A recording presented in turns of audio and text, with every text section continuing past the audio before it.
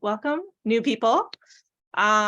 So for those who haven't been here before, this is kind of like a weekly meeting that we do, and different students and alumni come in and share things that they're working on or places that they work at, or try to give tips and tricks on things that they've learned in their life and in post-production. So today, some of you may have heard about the trip I went on last summer to Italy. So I brought the students who came with me on the trip to show off their work and to meet some of the new students who are going on the trip this coming summer. We're going to France and Switzerland, also for a World War II documentary. So if you're going on that trip, please ask lots of questions. But this should help anyone who's thinking of going to shoot internationally, what it's like bringing equipment, gear, getting around with permissions and things on, like, how do you shoot in a foreign country, things like that. Plus all the fun things that you do.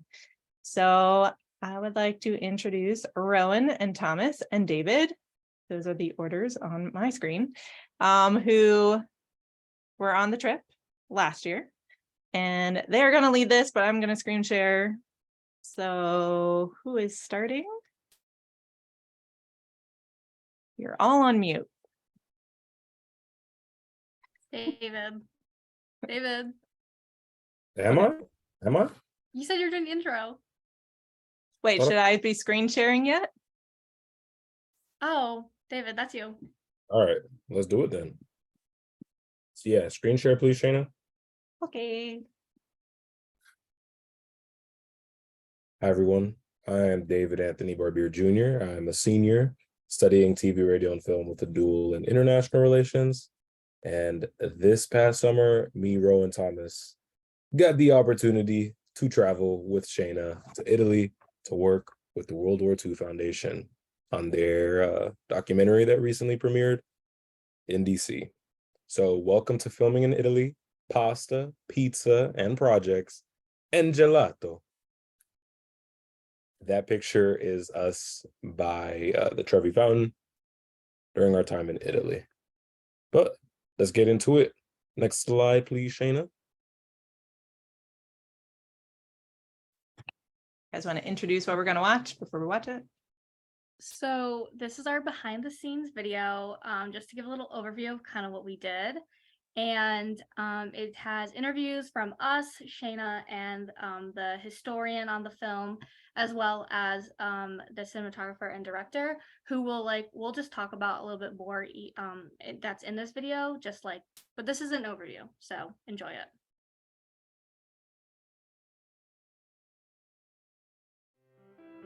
Non più tra I farfalloni amoroso, notte giorno di torno girano. For 10 days, we were in Italy working with the World War II Foundation. We filmed 2 documentaries focusing on Senator Bob Dole and the Tuskegee Airmen.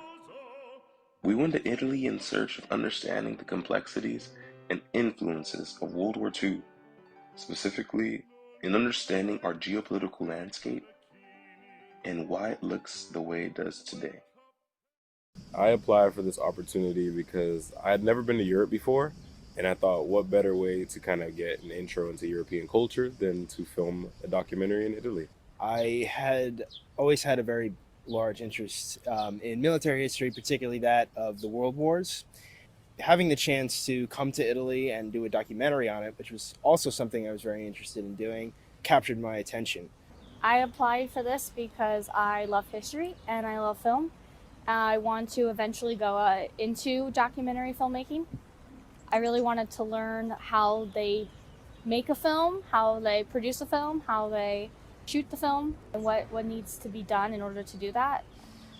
A typical day in Italy for the students looks like a morning breakfast buffet. After that, we go on the bus, and the director of the documentary gives a kind of overview of what we're going to be doing that day. and we assign students to different roles and who they're shadowing. From there, after the morning meetings, then it's pretty much go, go, go for the rest of the day. So we're jumping from location to location, maybe spending 2 hours at each place. We go from anywhere from 7 or 8 a.m. all the way till 10 or 11 p.m. at night. World War II is one of the most important times in the history of the world, when the history of the world hung in the balance. It was also a tremendous time when a country and countries came together and put aside all of their political bickering and fought for one cause. There's been no other time like it in history for the United States of America, where all of a sudden we were united as a country and we were upset that we were attacked. But I look back at that time and just think about the possibilities, especially in these times, of how the potential is there for us to do that again. So World War II proved to me that America could come together, Americans could come together, and we could get things done. World War II, as a professional historian, is one level. As a grandson of a family that witnessed Pearl Harbor and of a grandfather that never forgot it, it's part of the legacy of my family.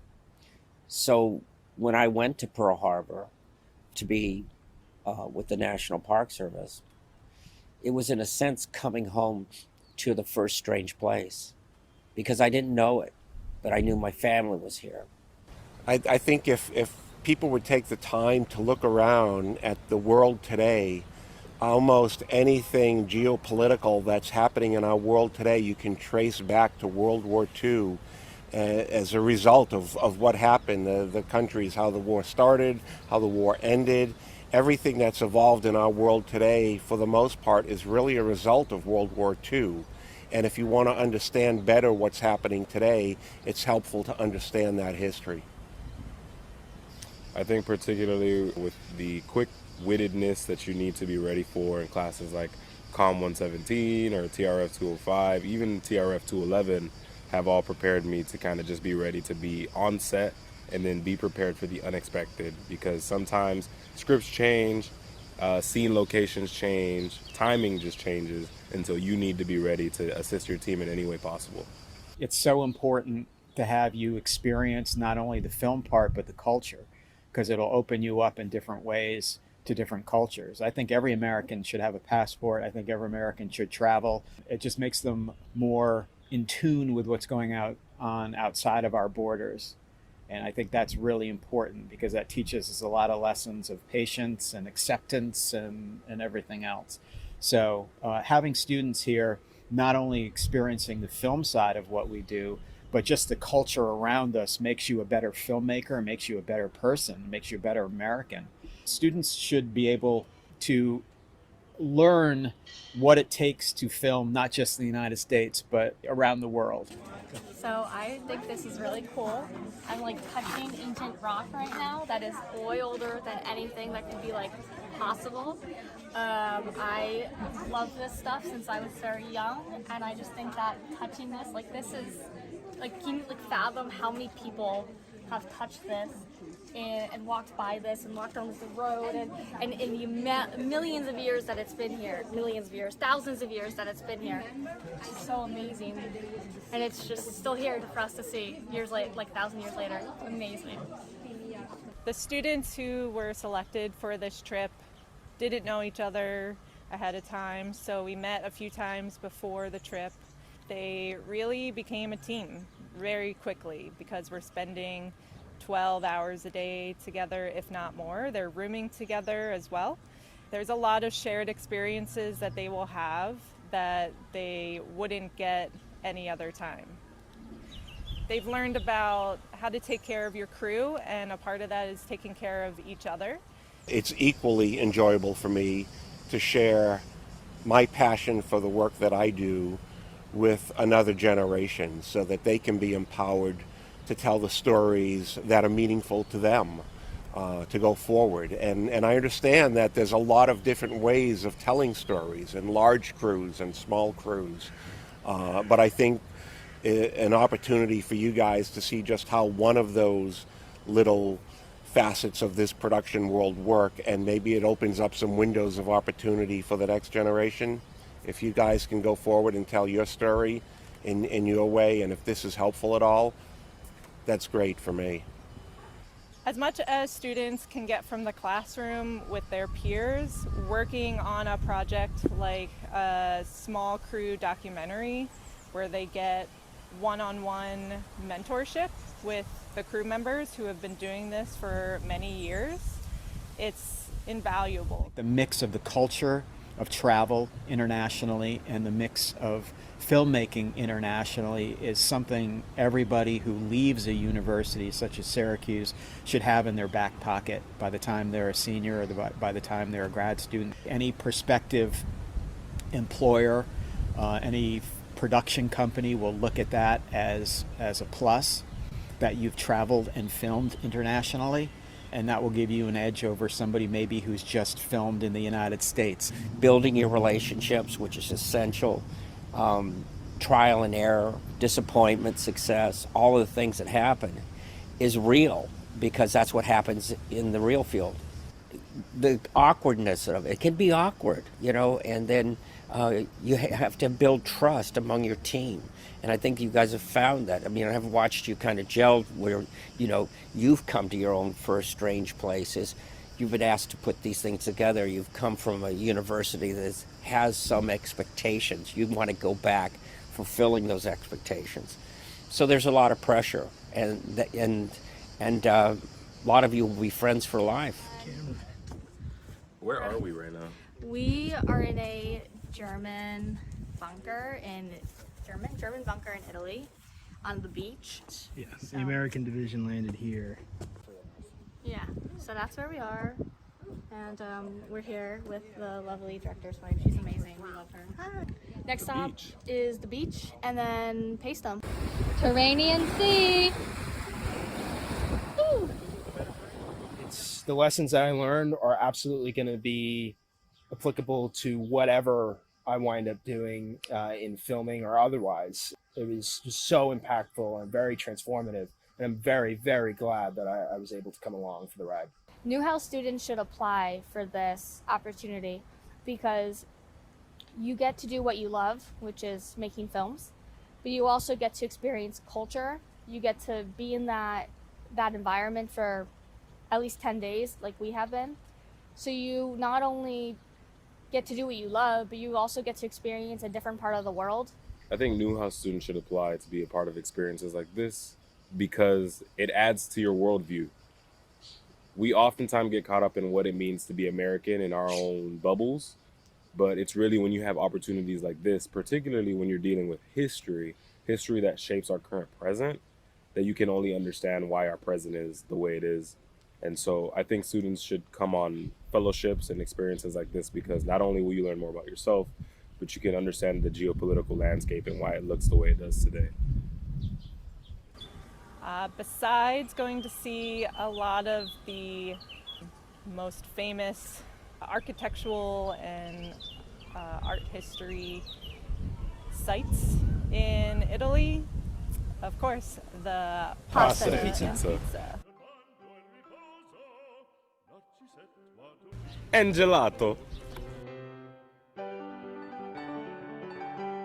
Non più avrai questi bei panacchini, quel cappello leggero galante, quella chioma, quell'aria brillante, quel vermiglio d'onesco color, quel vermiglio d'onesco color. Non più avrai quei panacchini, quel cappello, quella chioma, quell'aria brillante. Non chiudrai farfalloni amoroso, notte e giorno di torno girando, delle belle turbando a riposo, Narcisetto a dolcino d'amor. Delle belle turbando a riposo, Narcisetto a dolcino d'amor. Fra guerrieri può far bacco. And gelato. Well, that was a splendid reimagining and revisiting of our time in Italy. We hoped you enjoyed getting to just see a glimpse of it through that video. But we're going to bring us back to the presentation because it's not done yet. As much as you probably think you learned a lot from that, we still have so much more to share with you. So we're going to dive into some of the key players that made this experience, particularly our experience in Italy, possible. So first up, we have Tim Gray. Tim Gray is the president of the World War II Foundation, and he essentially started this foundation because he wanted to preserve the legacy of World War II to make sure that future and current generations of our world today have an understanding as to how and why this is important to our present day.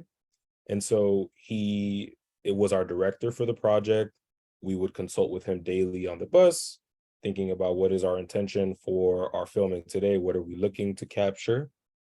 And he worked hand in hand with Jim, who was our cinematographer. Jim was in charge of all shoots. So if the camera was recording, Jim had set that up or had made sure that it was where it needed to be because he really was bringing Tim's vision to life. Tim and Jim had to be in synchronization for this. And we got to spend a lot of time with Jim, just watching him work the camera, whether that was his handheld, whether that was his filming camera, or his actual drone that he used to capture footage. Now, when working with World War II, it is a historical event, and having Daniel Martinez as our resident historian made so much of this so much more fluid because you could easily just fact check with Daniel because he probably knew it. Tim and Jim were well versed, but Daniel was there to just kind of make sure that like we were authentic in what we were capturing and providing any insights that might aid us in filming as well. Sheila Gray is Tim's wife. She is the behind the scenes kind of making sure that like everything we need booked for that day is booked. Buses are running in order, just making sure that our experience there was like running smoothly. Shayna just is your point of contact for any and everything. She is your advocate. She is like your direct line of contact with these other key players that you're working with. She is a representative of Syracuse University also during this trip, and she's here today. But without Shayna, like this trip didn't work. Shayna was kind of like making sure like, hey, are you kind of asking the questions you need to ask? What do you need for this to feel successful? She's your advocate. And so if you don't feel comfortable maybe talking about something, Shayna will be more than happy to kind of facilitate that for you, or maybe also help you go about getting what it is you need.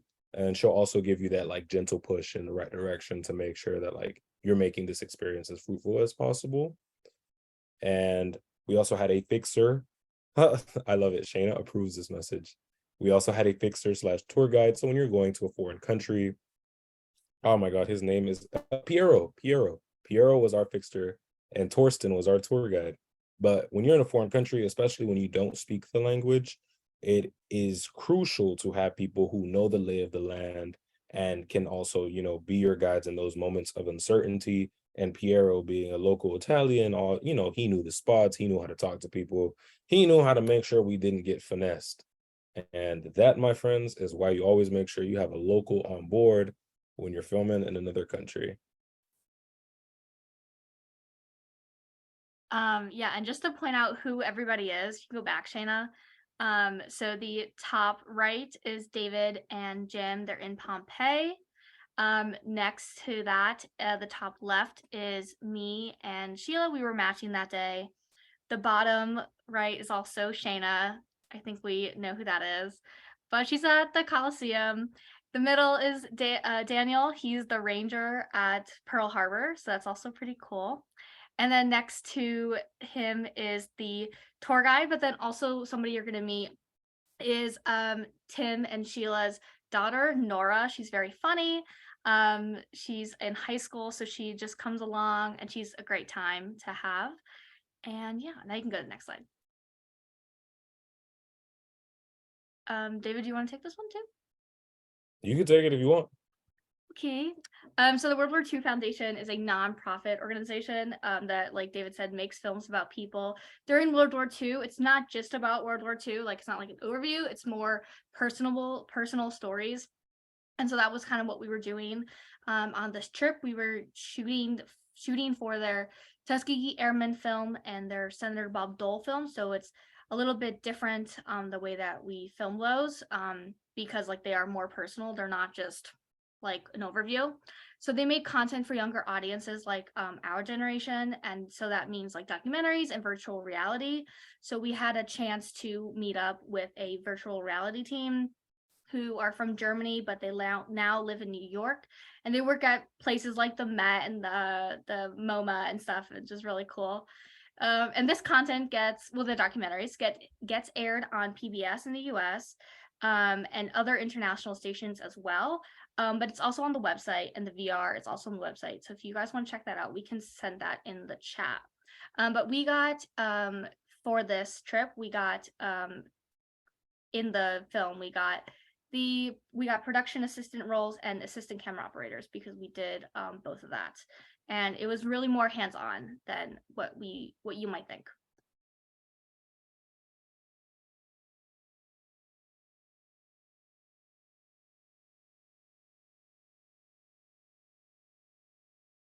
Why did we apply? You might be wondering to yourself. So I'll start off. I was curious about conflict and war as a storyteller, as a screenwriter, and always thinking about what new stories I can convey. I'm oftentimes drawing on like my own lived experiences or things that I've learned about. And one of the things I talked about in my essay was like I was just curious to understand like what is what is it to go to war? What is it to see the relics of war? What does war do to like a group of people? Why do people go to war? And I think to like be in the places and spaces where it occurred were very insightful for me. I remember like seeing there was a site called Monte Cassino, and it was essentially just like this this high monastery at the top of a cliff. And I remember our director saying that, yeah, like during the war, like that was destroyed and demolished. This beautiful, monastery that was at the top of this mountain was just obliterated. And it's crazy for me to think about, these things, these atrocities have happened in our world. And so I wanted to just understand conflict a little bit better by going to places that had experienced it. I also have an appreciation for film and travel. As a TV, radio, and film major, like that's constantly on my mind. And I grew up traveling, and so I expand my worldview by going to different places, and simultaneously in going to new spaces, they also influence, I think, the kind of stories I can tell and draw from. And also, I just wanted production experience abroad because I feel like if I can film something in a foreign country where English is not the dominant language, then I can come back to America and do so much better where English is the dominant language. So, yeah.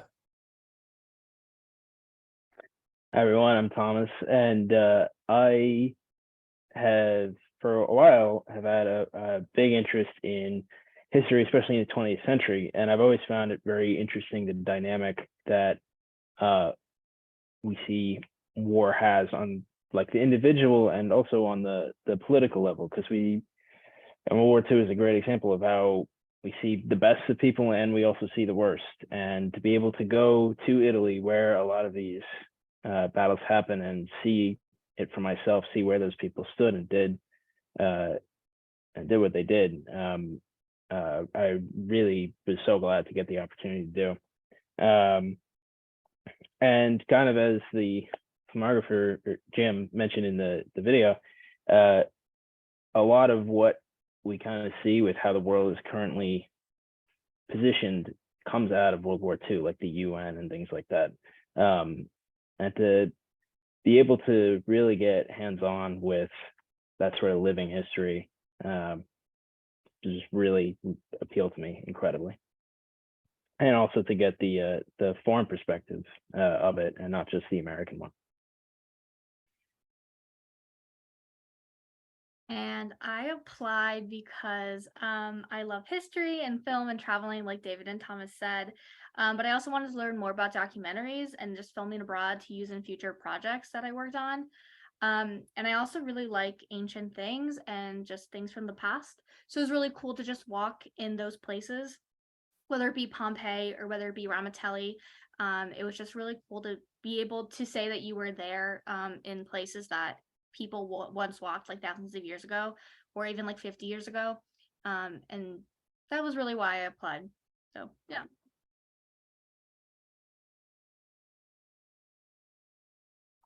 So this was our rough timeline of everything that went on. So we met in June before the trip, and then spent 10 days in Italy. Spent summer and months into school editing and finalizing a lot of our projects before there was a premiere for the Tuskegee Airmen documentary in DC. And in the future, we'll be able to see it air on PBS, as well as finishing touches on my project.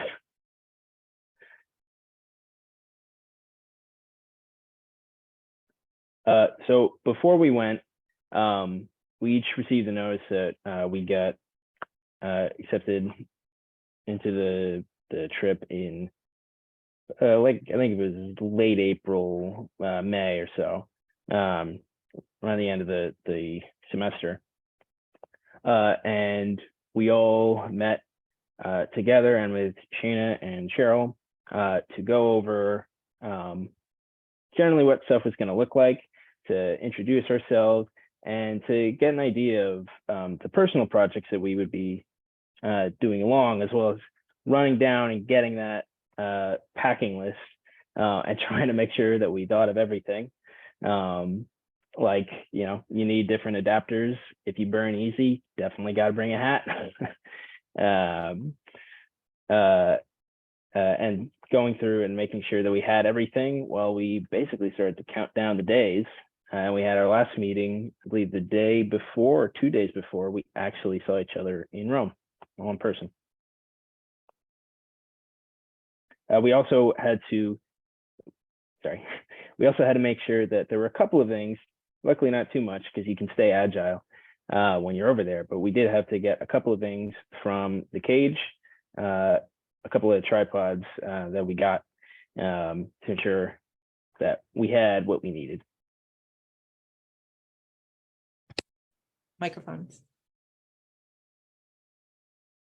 Oh yes, and the microphones, which was a thing, but we got through it and we had the microphones over there and kept track of them. And so you just got to make sure before you go that you do have what you need while keeping a minimum load.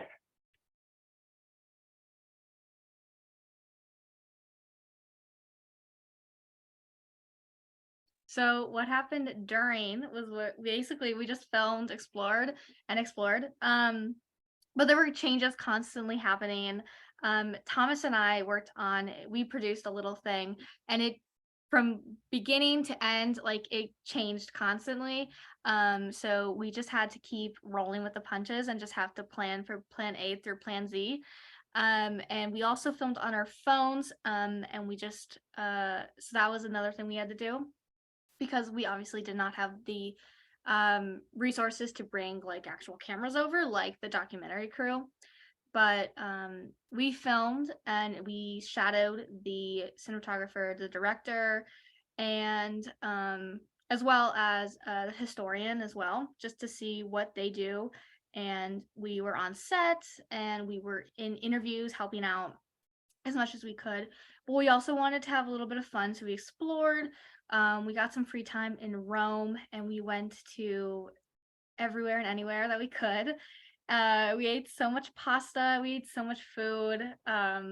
It was just all delicious. And we also got to go to the Sistine Chapel, which is there's a picture there that we did not take because we weren't allowed to.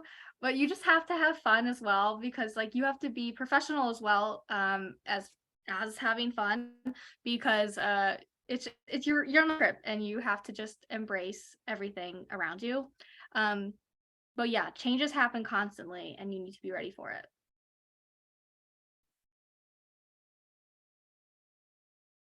So you go on your trip, you have a transformative experience. I bet you're thinking you're done, right? No, no, it continues. There's always more to be done. So the personal projects that we filmed, there was a ton of editing to do that, whether that was editing or going back and forth with the team on Arancia, working on social media that we had to make sure that we promoted our experience. So getting back, we would like either post snippets of our experience, or as you can see in these social media clips here, we actually got to go to the premiere of the documentary we worked on in Italy, focusing on the Tuskegee Airmen. Is that video clickable at all?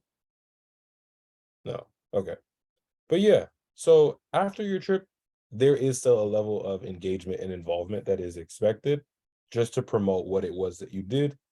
And this also is kind of also showing appreciation to Syracuse, Newhouse, and also the World War II Foundation to like just show like, hey, even though our trip and experience is over, we still are promoting the content that we helped co-create together this past summer.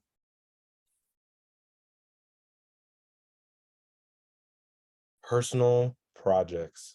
So you might be wondering, what kind of personal projects could I do while we're abroad? Well, one of the things, social media, whether that's doing reels. Rowan was very good at creating reels as we were going along, but also like IG takeovers, stories, post, just allowing the outside world to kind of follow you along. So as you see here, like I did a takeover. That picture of me by myself is standing at the top of Mount Vesuvius, the volcano that is responsible for obliterating Pompeii. And then the picture of Thomas, me, Shayna, and Rowan with the selfie stick is in the Coliseum. So you'll be taking photos and doing things like that. But there are other ways to have your own personal project. There's a Pompeii doc that Rowan and Thomas worked on. There's a Q&A that I believe Rowan went around asking people, how would they, deal with Pompeii? What would be like their final moments? What would they do? And that was an interesting question. For me, as like a TV and film writer, I was like, okay, like I want to do something like scripted. And so I was wrapping up my time in South Korea. And so I thought about, this TV show that I created in Korea called Soul Searching that follows these college kids in Korea. What if we did some like version of that in Italy and call it Arancia? Arancia is literally just like orange in Italian. So that was my inspiration for creating that, which we'll get to see in a little bit. And another personal project you can do is behind the scenes, which is the video you guys watched earlier. So we'll get into some videos I made. So let's watch a little bit of Soul Searching if we have time, Shayna. We'll just watch half of it, and if they want to watch more, they can. Yeah, just tell me when to stop. You got it. Hey, what's up, y'all? Currently in Seoul, South Korea, at Yonsei University. And if you're watching this vlog, that probably means it's the first of many Seoul adventures. Follow my TikTok and Instagram for more day-to-day experiences. But let's get into it.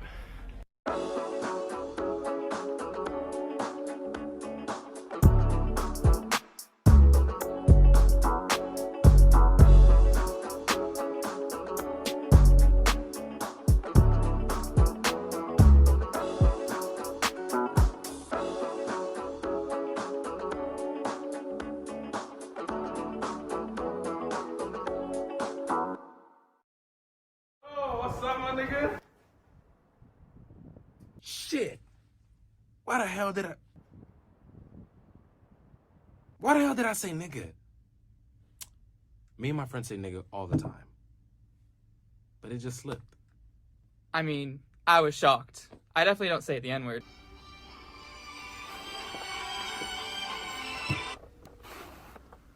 I don't say it. Pete, you good, bro? I said wasumnika. I see what you did with the particle endings. Finally, someone who gets it. By the way, where's Hannah? Should be down in a second. Hi. Hey. What's good? Hey. Hi. Hi. Yo, what you doing up there? The gang's all here. We're here. You guys ready to do some soul searching? Come on, I had to say it at least once. It's gonna be a long semester. That was good. Well, I hope he has more puns. Let's go. Let's do it. Let's do it. David, where are you going? I thought we were headed to the metro. We are, but let's take the scenic route to campus. Scenic route? The fuck this look like, Dora? But that'll add more time to our trip. How much more time? Well, like 30 minutes. But it's so pretty outside. Come on. It would be a good chance to get to see campus. All right. Let's do it.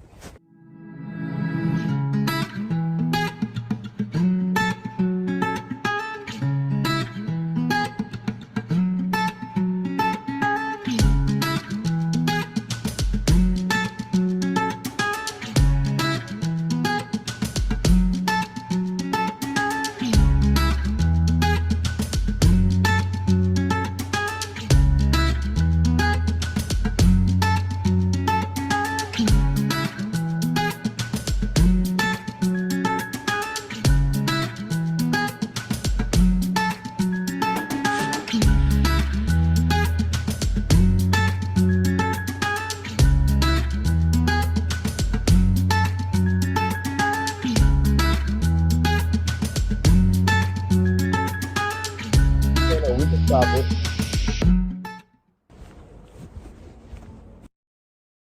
So that's just a little snippet of soul searching, and yeah, it just follows these kids who have their study abroad experience, and it's awkward, but I want it to feel real. I want it to feel like what it'd actually be like being abroad. And so I brought that to like my writing when I did that, and then getting the opportunity to go to Italy. I was like, oh my God, I want to do something similar to soul searching in that it's just college kids, I think, figuring out what it is their experience abroad is supposed to look like. And so now with Arancia, it's very much each of these characters who have a preconceived notion of how their experience is going to work out. And so here goes, Shayna, please take it away. I think it's just the teaser. And It please is. don't judge our acting. Thank you. Not the disclaimer.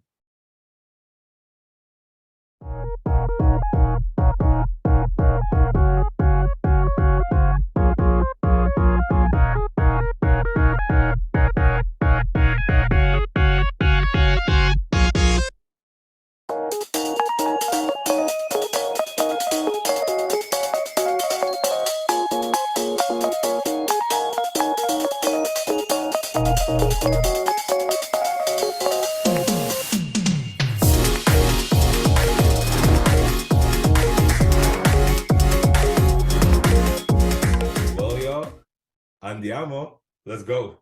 Andiamo. Andiamo. Andiamo. Is it? Is it? I don't know. It seems like it. Bene. What she say? ¿Quiere comer con nosotros? Because I could really go for some pee water. Babe, you're in Italy. Italy. One of the things I got is a tower pizza. Pizza? Isn't it a Arrivederci? Let's go, y'all. Ciao. Ciao.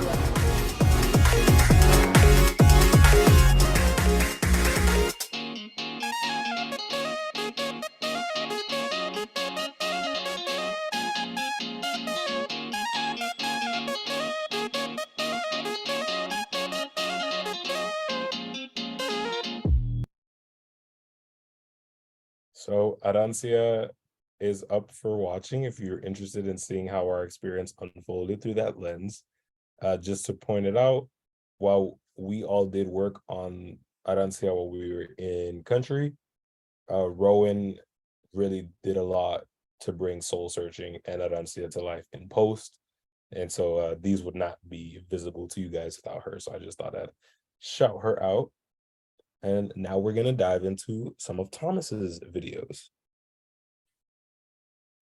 So Rowan and I went around when we went to Pompeii to film as much as we could, moving as quickly as we could, to put together a mini documentary on Pompeii's history. So the eruption and then its discovery, and even a little bit that came about in World War II. And we have our fixer, Piero, interviewed, as well as some experimental 3D CGI for parts of it, like up in that corner, which is incomplete, so still looks a little rough around the edges, but we also, of note, when you're doing your own thing, when you get over there, you're still sort of seeing what's going on.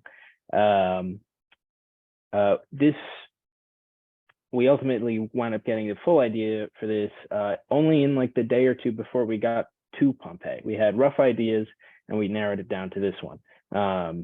So keep that in mind when those who are going are trying to plan what they're going to do for theirs. And there's a little brief clip that I can Shane can play now. And yeah. Pliny the Older was the chief of the fleet of the Roman Empire that at this time was located on the opposite side of the Neapolitan Bay. So Pliny the Older sees that something was going on the opposite side. He ordered to organize the largest ship that they had at disposal.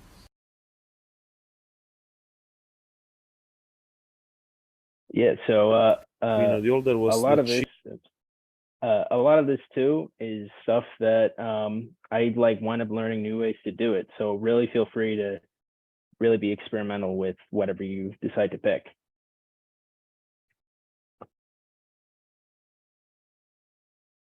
So then I decided to work on the BTS video. Like they said, I kind of helped out with all of it. I helped David produce, I helped Thomas produce, just kind of taking notes and talking with Shayna about what we were planning on doing, because you have to keep planning every night. We usually planned around dinner time or early morning for breakfast, either before the day or like the night after, just to talk about what we were doing and everything. But then I edited a lot of that stuff, except for Pompeii. That's all Thomas. But I helped with Arancia and soul searching, and then I did the BTS.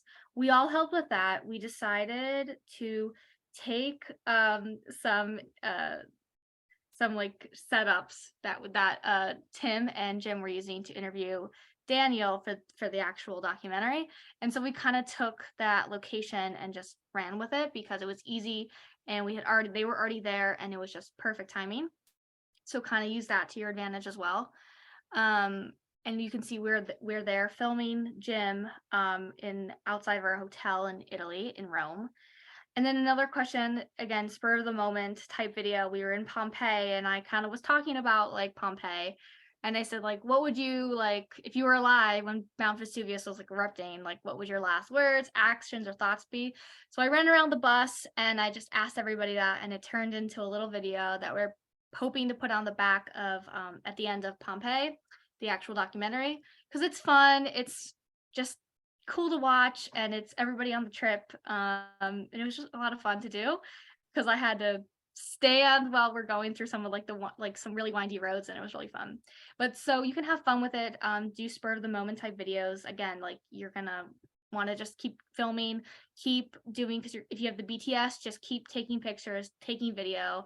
It's gonna be a lot of fun.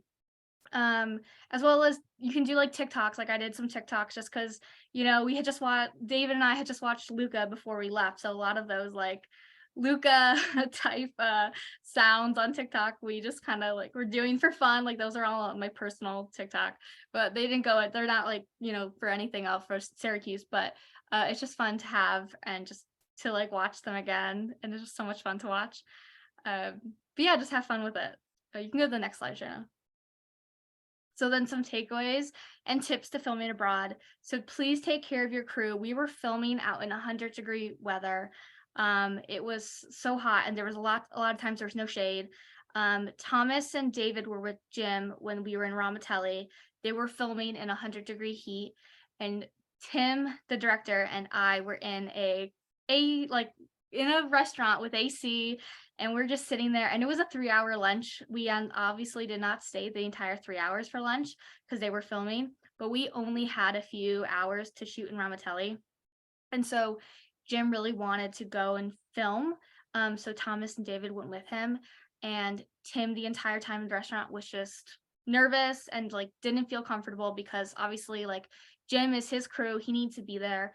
So we ended up leaving early, but it was definitely a moment that I'll never forget because you really need to take care of your crew because you don't know where you're filming, and you don't know what the days are going to be like. It could be 90 degrees, it could be freezing, you just don't know. Group communication, please stay in communication with your crew. If you're filming on this or filming abroad anywhere, just make sure you have a good Wi-Fi service. Be professional, be on time. We're not on time the first day, but we ended up getting used to it. You're shooting 12-hour days, so it was really tiring, and David slept on the bus a lot, and we have pictures to prove it. So please like sleep then, but just try to get some sleep. Please be professional and be on time. You have no friends or family joining you. So I knew Shayna before going on this trip, so she was very much like there for us. And I think Thomas and David can also, they never met Shayna before, but we all got really close. So you're gonna feel safe with these people for 10 days. And drinking is a little bit of a gray area. We did drink when it was appropriate, but we didn't really drink during the lunchtime because we were still filming. It also depends on you if you're a lightweight or not. It just depends on you, and you need to just do what's best for you, but you need to be professional as well as having fun. Like, please have fun as well. Clothing, please check where you're going. A lot of the churches made us cover up. I thankfully brought enough clothes where I had clothing to cover up when I had churches, and I actually had to give some to other people on the crew because they did not have any longer pants. So please check to see, hopefully you'll get an itinerary of where you're going. But also you can do wash in the laundry. I only packed a little bit, so I was doing wash every night, so you can also do that. If you're filming abroad and you're not going on this trip, but you still want to film abroad, get a fixer. Piero was our lifesaver in a lot of situations. He helped us, especially if we had like allergies when we were eating. Like, I don't like seafood, so we made sure that like people who didn't want seafood didn't get seafood and stuff like that. But also Tim was telling us about times when they were in Iwo Jima and they needed a fixer. So just please, if you're filming abroad, get a fixer. As well as Jim was telling us, get a carnet. That is how you're going to get all your like cameras across the borders, because it can be really shady sometimes. You just don't know, and the TSA just doesn't know. So it's basically a passport for your equipment. He was explaining it to us how he does it. He goes a few days before, he goes to like a local office and he gets it all stamped and approved. And then they just, when you come into the new country, you will go through customs and they will just check it all. And it's very simple process, but you just need to make sure you get it. Shane, you can go to the next slide. So staying in contact with your group before, during, and after is extremely important, especially when you were walking around a ruined Roman city. Rowan and I, when we were getting our shots, wound up getting separated, which is actually what that picture on the side there is, with Rowan and Daniel. So making sure that you're always with at least one other person, and then there's a lot of different things you can use. There's WeChat, we use Discord, and for those of you who are going, you should definitely talk beforehand and figure out what will be best and what will work. And you especially want to make sure that it's something that you can use over Wi-Fi. And make sure that you check your international plan, or Rowan had a foreign SIM card. So, and as David was saying about Shayna, 100%, she's not going to bite. She's absolutely wonderful. And so it's such an incredible, well, friend and producer and point of contact for everything. So definitely keep her up to date if there's something that's kind of, you know, either great or something that you need to bring up. You can bring it up to her, and she'll always be right there. Yeah.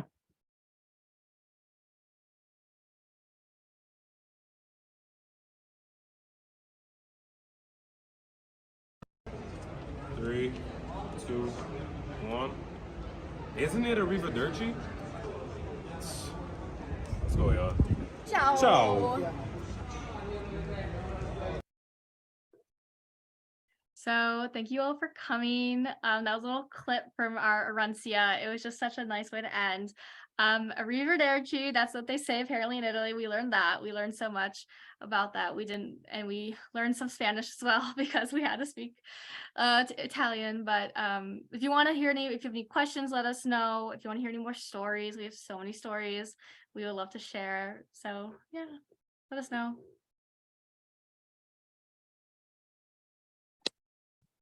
Is there anyone here who's going on the France trip who wants to ask any questions first? Adam. Hi, I'm Adam. That was a great presentation, by the way. Very informative and it got me really excited for this upcoming trip.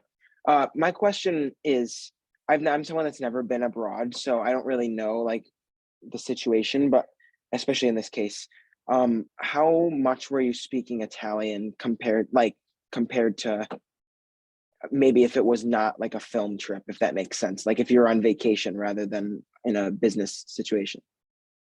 So firstly, actually, you mentioned about how you haven't gone abroad before. Make sure you get passports cleared well beforehand. Obviously, very important thing to do. As far as for speaking Italian, because we had Piero and actually David came in real clutch, being our personal translator. We wound up not needing, I don't really recall ever feeling like we were sort of like stranded because we couldn't say anything, speak the local language. David Thanks. got us around in the taxis. That's good to hear. Y'all, prego. Again, being with like your Syracuse group, everybody's gonna be speaking English, but also like you're going to Europe, English is still like a very popular and dominant language. So like you'll never be too far from an English speaker. And like you'll never be put in a situation where like you'll maybe have to communicate for the group. Like that is not the expectation for you to be able to be fluent in the country that you're visiting. Is it great to know a couple words, couple phrases? Yeah, but it's not going to be anything where you need to operate the whole day in French. Like, no, that is not the expectation. Please don't put that on yourself. But David did save us some money by speaking Italian, well, speaking Spanish. No, I use Google Translate to translate. Sure. And it said, so background, I speak Spanish. Italian and Spanish are two different languages, but like I could finesse like the pronunciation. So I sounded like I could speak Italian. And so like I'd like asked for the price in Italian and they're like, oh, you speak Italian, and they'd give me like a better rate. So yeah, learn little stuff about the language of the place you're going to, because it'll make people kind of like treat you better, hopefully. Thank you. Any other questions? If not, I had a one that was emailed because you answered part of it. What's the question? Huh? What's the question? The question is, how did you each come around to choosing your personal projects? So you talked about what you actually came up with, but why?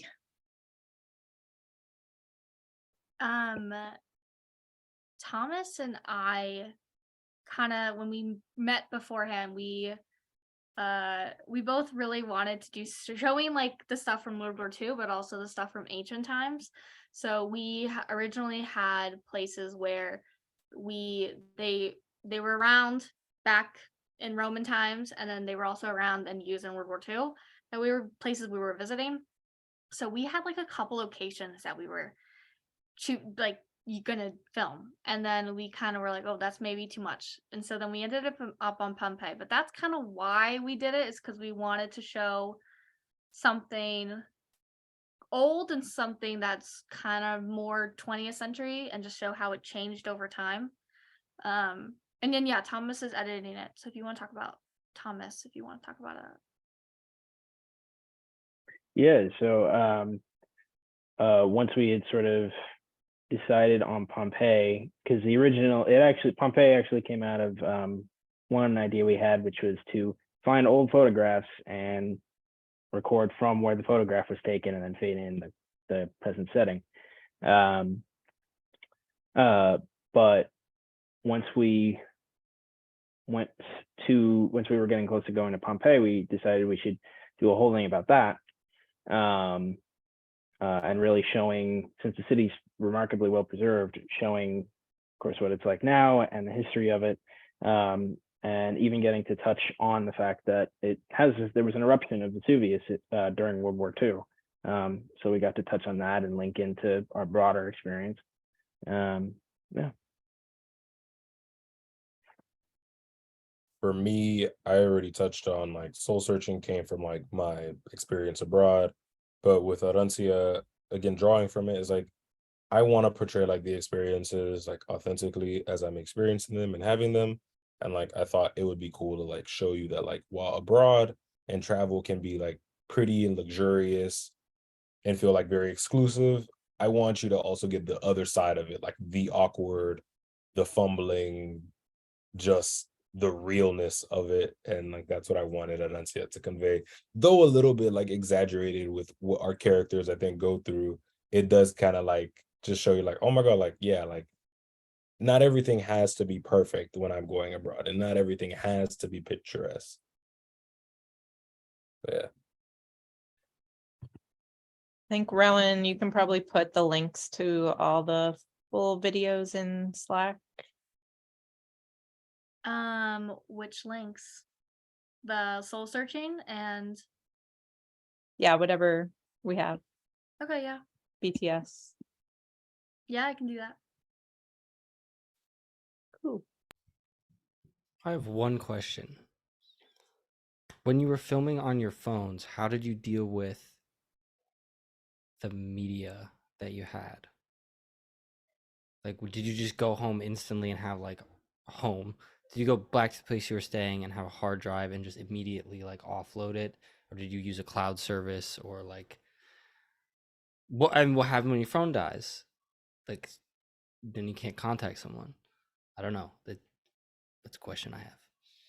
Very, very valid. Did Thomas, you had your mic off. Did you want to take it? Yeah, I can take it. Yeah, so we wound up pulling everything onto initially off of our phones onto a shared iCloud album, which was updated at staggered points. But once we did get home, we uploaded everything into a Google Drive, shared Google Drive, including projects and edits and things like that. As far as battery life, stuff like that went, I had just recently replaced my old phone. And so I found that if I just made sure that I plugged it in overnight, things would be fine. But it would certainly be useful to bring along like a portable charger or something like that. Yeah, bus rides are long. So. Yeah, I was gonna say we like mostly charged on the bus rides when we were sleeping, David. But we also made sure that our phones, like we all had newer phones, but Thomas and David and Shayna had nicer phones than me. So we made sure that all of our phone, like you can go in settings and make sure that it's like all the same settings. So we just made sure of that too. Just so that it was all like similar formats. Cool. Thank you.